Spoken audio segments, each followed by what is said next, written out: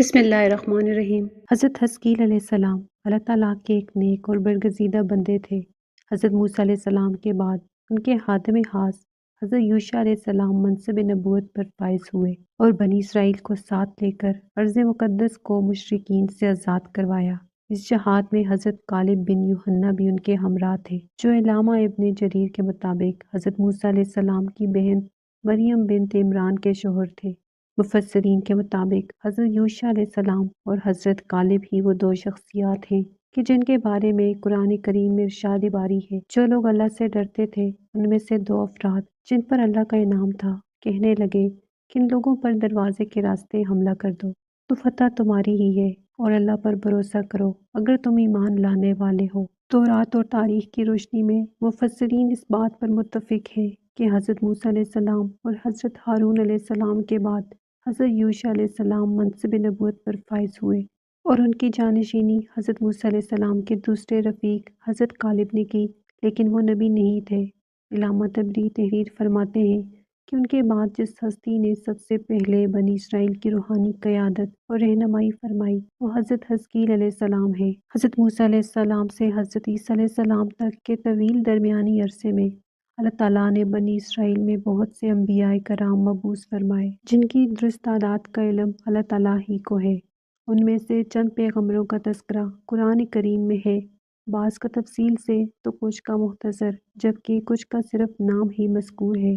حضرت یوشع علیہ السلام اور حضرت حزقیل علیہ السلام کا قرآن کریم میں نام نہیں ہے، البتہ بعض واقعات کے ضمن میں مفسرین کا کہنا ہے کہ ان واقعات میں جن افراد کا ذکر کیا گیا ہے اس سے یہ بزرگ شخصیات ہی مراد ہیں۔ تورات کی روایت کے مطابق حضرت حزقیل علیہ السلام کے والد کا نام بوزی کاہن تھا اور آپ علیہ السلام کا اصل نام حزقیل ہے۔ بنی اسرائیل کے یہاں کاہن کا لفظ عالم اور روحانی شخصیت وغیرہ کے معنی میں استعمال ہوتا ہے۔ عبرانی زبان میں حزقی کے معنی قدرت اور قوت کے ہیں اور ایل اس میں جلالت ہے، اس لیے عبرانی زبان میں اس مرکب کا ترجمہ قدرت اللہ ہے۔ حزقیل علیہ السلام ابھی بچے تھے کہ والد کا انتقال ہو گیا۔ جب آپ علیہ السلام کی بعثت کا زمانہ قریب آیا تو والدہ بہت ضعیف اور بوڑھی ہو چکی تھیں، اس لیے اسرائیلیوں میں آپ علیہ السلام ابن العجوز یعنی بوڑھیا کا بیٹا کے لقب سے مشہور ہوئے۔ سورۃ البقرہ میں ایک واقعہ بیان کیا گیا ہے جس کے متعلق مفسرین نے لکھا ہے کہ اس کا تعلق حضرت حزقیل علیہ السلام سے ہے۔ اس زمن میں حضرت عبداللہ بن عباس اور بعض دیگر صحابہ کرام کے حوالے سے روایات منقول ہیں کہ حضرت حزقیل علیہ السلام نے بنی اسرائیل سے کہا کہ تم سب تیار ہو جاؤ، ہم مشرکین سے جنگ کرنے جائیں گے تاکہ اللہ کے نام کو بلند کیا جا سکے۔ بنی اسرائیل نے جب جنگ اور جہاد کی بات سنی تو اپنی جانوں کے خوف سے بھاگ کھڑے ہوئے اور آبادی سے دور ایک وادی میں جا کر قیام پذیر ہو گئے، گویا یوں اپنے طور پر مطمئن ہو گئے کہ اب وہ موت سے محفوظ ہو گئے ہیں۔ حضرت حزقیل علیہ السلام نے ان کے اس طرح ڈر کر بھاگ جانے پر ناراض ہو کر ان کے لیے بد دعا کی، یا پھر خود اللہ بزرگ و برتر کون کی یہ نافرمانی بری لگی۔ بہرحال ان پر موت طاری کر دی گئی اور وہ سب کے سب موت کی آغوش میں چلے گئے۔ ایک ہفتے بعد وہاں سے حضرت حزقیل علیہ السلام کا گزر ہوا تو انہیں ان کی اس حالت پر افسوس ہوا، جس پر انہوں نے دعا مانگی، یا اللہ ان کو موت کے عذاب سے نجات دے تاکہ ان کی زندگی خود ان کے لیے اور دوسروں کے لیے عبرت و بصیرت بن جائے۔ دعا قبول ہوئی اور وہ زندہ ہو کر نمونہ عبرت و بصیرت بنے۔ قرآن کریم کی سورہ بقرہ میں ارشاد ہے، بھلا تم نے ان لوگوں کو نہیں دیکھا جو ہزاروں کی تعداد میں تھے اور موت کے ڈر سے اپنے گھروں سے نکل بھاگے تھے تو اللہ نے ان کو حکم دیا کہ مر جاؤ، پھر ان کو زندہ بھی کر دیا۔ کچھ شک نہیں کہ اللہ لوگوں پر مہربانی رکھتا ہے، لیکن اکثر لوگ شکر نہیں کرتے۔ تفسیر ابن کثیر میں صحابہ کرام اور تابعین کے حوالے سے اس واقعے کی تشریح یہ بیان کی گئی ہے کہ بنی اسرائیل کی کوئی جماعت ایک شہر میں بستی تھی، وہاں کوئی سخت وبا جیسے طاعون وغیرہ پھیل گئی، جس پر یہ لوگ جو تقریباً 10,000 کی تعداد میں تھے گھبرا اٹھے اور موت کے خوف سے اس شہر کو چھوڑ کر دو پہاڑوں کے درمیان ایک وسیع میدان میں جا کر قیام پذیر ہو گئے۔ اللہ تبارک و تعالیٰ نے ان پر اور دنیا کی دوسری اقوام پر یہ واضح کرنے کے لیے کہ کوئی موت سے نہیں بھاگ سکتا، دو فرشتے بھیج دیے جو اس میدان کے دونوں سروں پر آ کھڑے ہوئے اور ایک ایسی آواز دی کہ جسے سن کر سب کے سب ایک وقت میں مر گئے، ایک بھی شخص زندہ نہ رہا۔ آس پاس کے لوگوں کو جب اس واقعے کی اطلاع ہوئی تو وہاں پہنچے، لیکن 10,000 انسانوں کے کفن دفن کا انتظام کوئی آسان کام نہ تھا، اس لیے انہوں نے ان کے گرد ایک دائرہ سا بنا دیا جلد ہی لاشیں گل سڑ گئیں اور ہڈیاں پڑی رہ گئیں۔ ایک عرصے بعد بنی اسرائیل کے پیغمبر حضرت حزقیل علیہ السلام اس مقام سے گزرے اور اس احاطے میں جگہ جگہ انسانی ہڈیوں کے ڈھانچے بکھرے دیکھ کر حیران رہ گئے۔ اللہ تعالیٰ نے بذریعہ وحی انہیں ان لوگوں کا پورا واقعہ بتلایا، جس پر حضرت حزقیل علیہ السلام نے دعا کی کہ یا اللہ ان لوگوں کو پھر زندہ فرما دے۔ اللہ تعالیٰ نے ان کی دعا قبول فرمائی اور انہیں حکم دیا کہ ان شکستہ ہڈیوں کو اس طرح خطاب فرمائیں: اے پرانی ہڈیوں، اللہ تمہیں حکم دیتا ہے کہ ہر جوڑ کی ہڈی اپنی جگہ جمع ہو جائے۔ پیغمبر کی زبان سے اللہ تعالیٰ کا حکم ان ہڈیوں نے سنا اور حکم کی تعمیل کی، جن کو دنیا بے عقل و بے شعور سمجھتی ہے، مگر دنیا کے ہر ذرے کی طرح وہ بھی اللہ تعالیٰ کی تابع فرمانبردار اور اپنے وجود کے مناسب عقل و ادراک رکھتی ہیں۔ سورہ طٰہٰ کی اس آیت میں اسی طرف اشارہ ہے کہ اللہ تعالیٰ نے ہر چیز کو پیدا فرمایا، پھر اس کو اس کے حسب حال ہدایت فرمائی۔ آپ علیہ السلام کی آواز پر ہر شخص کی ہڈیاں اپنی اپنی جگہ جڑ گئیں۔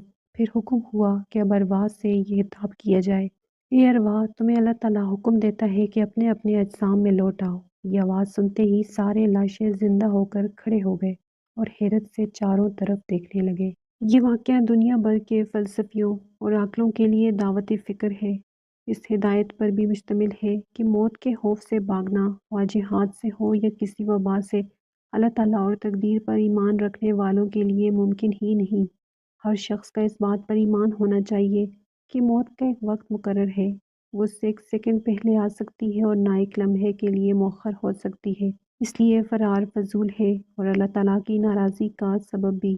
حافظ ابن کثیر رحمۃ اللہ علیہ تحریر کرتے ہیں کہ جس بستی میں طاعون کی وبا پھیلی اس کا نام داوردان تھا، جو واسط شہر سے ذرا پہلے واقع تھی۔ بخاری و مسلم میں ہے کہ نبی کریم صلی اللہ علیہ وآلہ وسلم نے فرمایا کہ اس بیماری یعنی طاعون کے ذریعے اللہ تعالیٰ نے تم سے پہلی قوموں پر عذاب نازل فرمایا ہے۔ سو جب تم یہ سنو کہ کسی شہر میں طاعون یا کوئی اور وبائی مرض پھیل رہا ہے تو وہاں سے نہ جاؤ، اور اگر کسی بستی میں یہ مرض پھیل جائے اور تم وہاں موجود ہو تو وہاں سے بھاگ کر نہ نکلو۔ خلیفہ دوم امیر المومنین سیدنا عمر فاروق رضی اللہ عنہ ایک مرتبہ شام کے سفر پر روانہ ہوئے۔ ابھی آپ رضی اللہ عنہ شام کی سرحد کے قریب تبوک سے ذرا پہلے مقام سرخ تک پہنچے۔ مقام سرخ تک پہنچے تھے کہ شام میں طاعون پھیلنے کی اطلاع ملی۔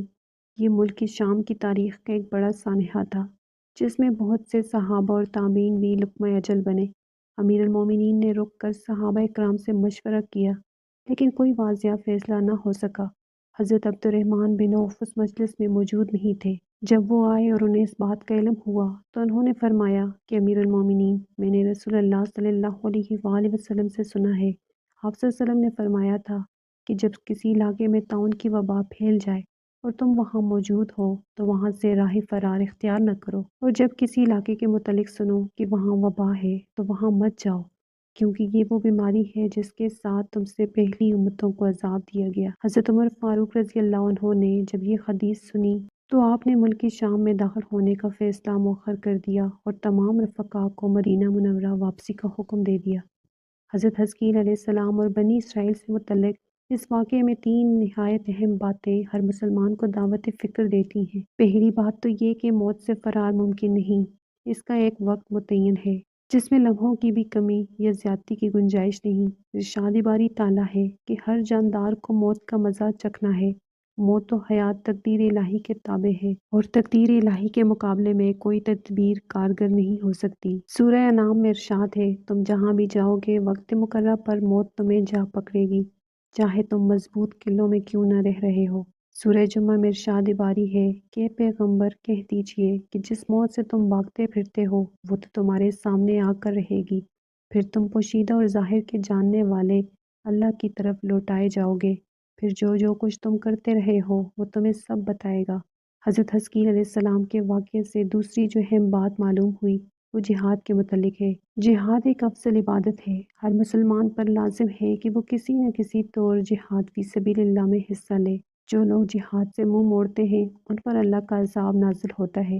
قرآن کریم میں ارشاد باری ہے، اگر تم جہاد کے اس حکم کی اطاعت کرو گے تو اللہ تمہیں اچھا اجر دے گا، اور اگر تم منہ موڑو گے جیسا کہ تم نے پہلے منہ موڑا تھا تو اللہ تمہیں دردناک عذاب دے گا۔ اسلام میں جہاد کی کئی اقسام ہیں، جیسے جہاد بالنفس، جہاد بالقتال، جہاد بالعلم، جہاد بالمال وغیرہ۔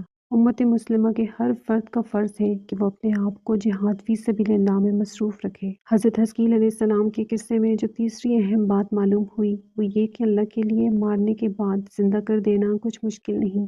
سورہ روم میں ارشاد ہے، بس آپ رحمت الہی کے آثار دیکھیں کہ زمین کو موت کے بعد اللہ کس طرح زندہ کر دیتا ہے۔ کچھ شک نہیں کہ وہ مردوں کو زندہ کرنے والا اور ہر چیز پر قادر ہے۔ سورہ بقرہ میں ارشاد باری ہے، اور جب ابراہیم علیہ السلام نے کہا کہ میرے پروردگار مجھے دکھا کہ تو مردوں کو کس طرح زندہ کرے گا، اللہ نے فرمایا کیا تمہیں ایمان نہیں؟ جواب دیا ایمان تو ہے لیکن میرے دل کو تسکین ہو جائے گی۔ فرمایا اچھا 4 پرندے لو، ان کے ٹکڑے کر ڈالو، پھر ہر پہاڑ پر ان کا ایک ایک ٹکڑا رکھ دو، پھر انہیں پکارو وہ تمہارے پاس دوڑتے ہوئے آ جائیں گے، اور جان رکھو کہ اللہ تعالیٰ غالب ہے، حکمتوں والا ہے۔ چنانچہ بعض خاص حالات میں اللہ رب العزت اپنے نبیوں اور رسولوں کی تصدیق اور تائید کے لیے دنیا میں بھی مردوں کو زندہ فرماتے ہیں، جبکہ روز قیامت تو زندہ ہونا ہی ہے۔ محمد بن اسحاق رحمۃ اللہ علیہ فرماتے ہیں کہ حضرت حزقیل علیہ السلام کے بنی اسرائیل میں رہنے کی مدت بیان نہیں کی گئی ہے۔ آپ علیہ السلام ایک عرصہ بنی اسرائیل میں ٹھہرے، پھر اللہ نے ان کو اپنے پاس بلا لیا۔ جب ان کا انتقال ہو گیا تو بنی اسرائیل اللہ سے کیے عہد کو بلا بیٹھے اور نئی نئی اختراعات اور بدعات کرنے لگے، حتیٰ کہ ایک بار پھر بتوں کی پرستش میں مبتلا ہو گئے۔